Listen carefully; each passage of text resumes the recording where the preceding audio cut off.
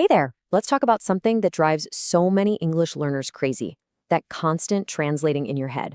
Today, we're going to break down how you can finally stop doing that and start actually thinking in English. Let's get right into it. You know that feeling, right? You're in a conversation, you know exactly what you want to say, but your brain just stops. It hits a wall. It's that little buffering moment where you're scrambling for words, trying to build the sentence in your head. Man, it can really kill your confidence. Yeah, that little mental loading screen, it is so frustrating. And it can make you feel like you're just not getting it. But here's the thing. You are absolutely not alone in this. And there's a really clear way to get past it. So what's the fix? Well, it's actually a surprisingly simple two-step framework. And if you get this, it can totally change how you learn English. It's all about the connection between what goes in your brain and what comes out. Let me show you. Think about it like breathing. It's that natural. First, you breathe in. You absorb the language by listening and reading. We'll call that English in. Then you breathe out. You apply what you've learned by speaking and writing. That's English out. You see? You need both to really be fluent. So let's use a powerful metaphor here. I want you to think of your brain as a sponge. Right now, your main job is to just soak up as much English as you can. No pressure, no stress, just absorb it. Because once that sponge is full, the language will start to squeeze out naturally. Okay, so let's start with step one, filling the sponge. How do we absorb English in a way that actually works and, maybe more importantly, is actually fun? Let's take a look. For this English in part, we're going to focus on two super effective techniques. The first one is all about immersing yourself in stuff you already love. And the second is a simple daily practice that can literally rewire your brain. All right, first things first, forget boring textbooks. Seriously. Instead, just watch your favorite TV show or listen to your favorite songs, but in English. You'll start to notice little phrases and sentences getting stuck in your head, just like a catchy song, an earworm. That's a sign that it's working. You're learning without even trying. The second technique is to label your world. As you go through your day, just look at an object and think of the English word. You see a desk, you think desk. You see a window, you think window. The goal here is to skip the translation. Don't go from your language to English. Go straight from the object to the English word. Okay, so you've been filling your sponge by watching, listening, and labeling. Now comes the part everyone forgets, but it's absolutely crucial.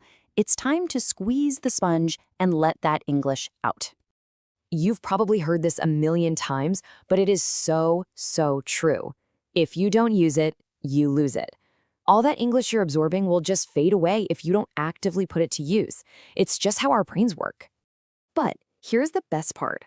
You don't even need a conversation partner to start practicing.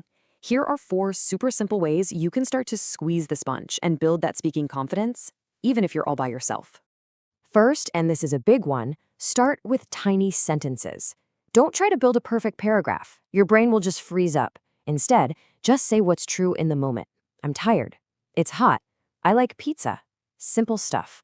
These little sentences are the building blocks of confidence. Next up is a technique called shadowing. This is where you listen to a native speaker and you just repeat what they say, almost instantly, like an echo. The goal isn't to understand every single word. The goal is to copy the rhythm, the melody, the music of the language. And it's super easy to do. Just find a short audio or video clip, listen to one short phrase, pause it, and then say it out loud. Try to match their speed and their emotion.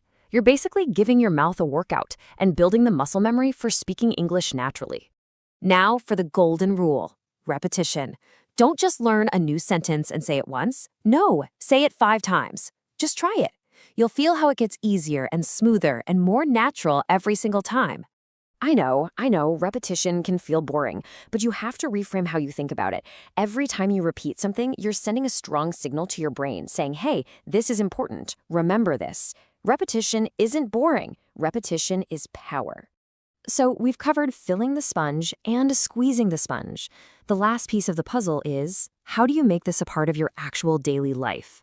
The secret is to create a simple, easy rhythm, not a huge, scary task. Here's what a simple daily rhythm could look like.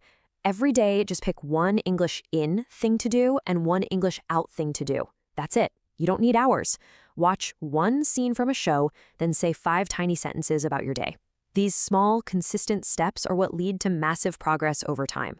Look, if you take just one thing away from all of this, let it be this. Start now. Don't wait until you feel ready. So here's your mission for today.